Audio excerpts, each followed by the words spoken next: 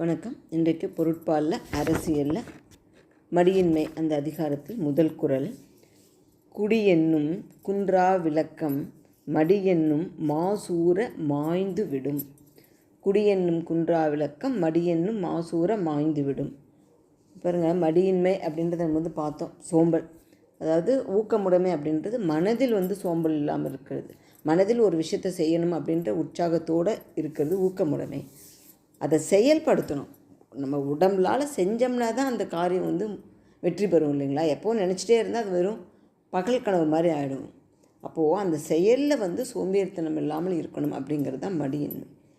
இப்போது அந்த மடி இருந்தது, சோம்பல் இருந்தது அப்படின்னா என்ன ஆகும் அப்படிங்கிற விளைவை சொல்லி அது நமக்கு தேவையில்லை அப்படின்னு முதல் குறளே சொல்கிறாரு. இதுக்கு அவர் சொல்கிறது குடி என்னும் குன்றா விளக்கம். குடிப்பிறப்பு அப்படின்னு ஒன்று இருக்குது பாருங்கள். அதாவது இந்த குலம் அப்படின்றது வேறு. அதாவது அது நம்ம செய்கின்ற வேலையின் அடிப்படையில் அமையிறது.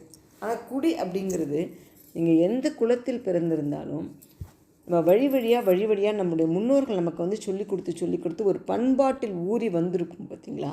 அதுதான் ஒரு குடிப்பிறப்பு அப்படின்னு சொல்கிறது. ஒரு அப்பா அம்மா இருக்காங்க அப்படின்னா அவங்க தாத்தா பாட்டி, அவங்க பூட்டன் பூட்டி, அப்படி எல்லோரும் இருக்கவங்க பொய்யே சொல்லாமல் அப்படி ஒரு இதை அவங்க பரம்பரைக்கே அப்படியே வந்துகிட்டே இருக்குன்னா, அவன் சொன்னால் சரியாக தான்ப்பா இருக்கும், அவங்க குடும்பத்தில் யாருமே அப்படி பொய்யெல்லாம் சொல்ல மாட்டாங்க அப்படின்னு நம்ம பிறந்த குடி அப்படின்றதுக்கு ஒரு குடும்பத்துக்கு ஒரு பெருமை இருக்குது பார்த்திங்கன்னா. அந்த பெருமையை நம்ம குழந்தைங்களாக காப்பாற்றணும். அது ஏன் அப்படின்னாக்கா, அதுதான் குன்றா, அந்த பரம்பரை குணமாக அந்த பண்பாட்டு கல்வி வருது இல்லைங்களா?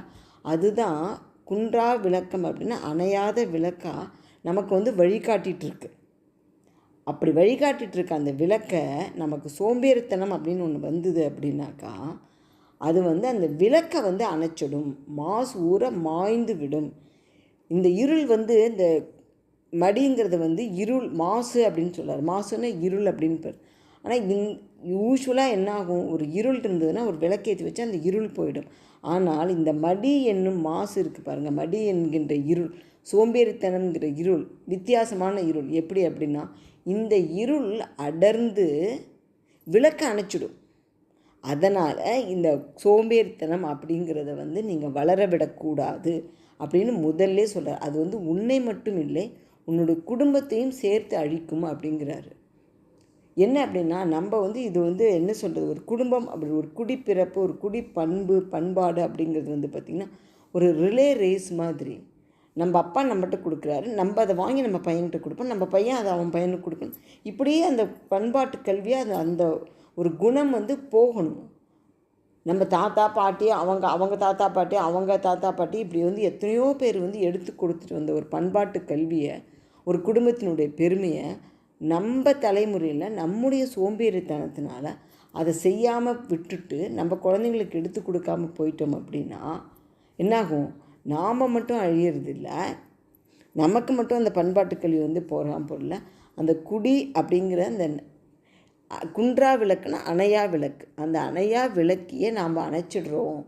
அப்படி அணைக்கிறதுனால என்ன ஆகுது, நம்மளும் இருளில் போயிடுறோம், நமக்கு அடுத்து வர தலைமுறையும் இருளில் போயிடும் அப்படின்னு சொல்லி அதனுடைய அந்த முக்கியத்துவத்தை உணர்த்துகிற மாதிரி இந்த குடி என்னும் குன்றா விளக்கம் மடி என்னும் மாசூர மாய்ந்து விடும் அப்படின்னு சொல்லி நமக்கு புரிய வைக்கிறார். சரிங்களா? அதனால் அடுத்த குறளில் இந்த மடியை பற்றி இன்னும் என்ன சொல்கிறார் அப்படின்னு பார்க்கலாம். இந்த மடி அப்படிங்கிறது, இந்த சோம்பல் அப்படிங்கிறது தாமச குணத்தினால வருது. அதை எப்போவும் நம்ம வளர்த்தக்கூடாது. சரிங்களா? நன்றி, வணக்கம். நாளை